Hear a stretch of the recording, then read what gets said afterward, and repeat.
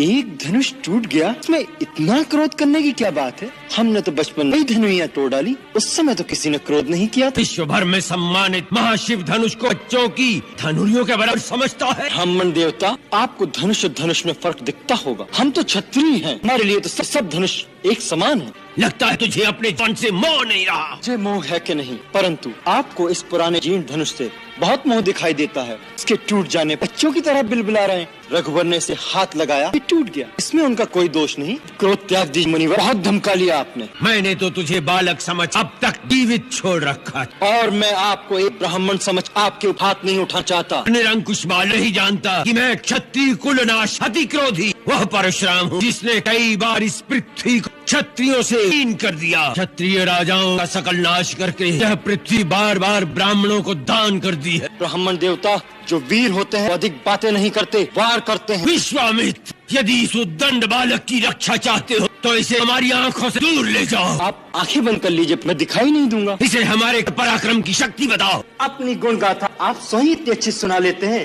कि दूसरे की आवश्यकता ही नहीं।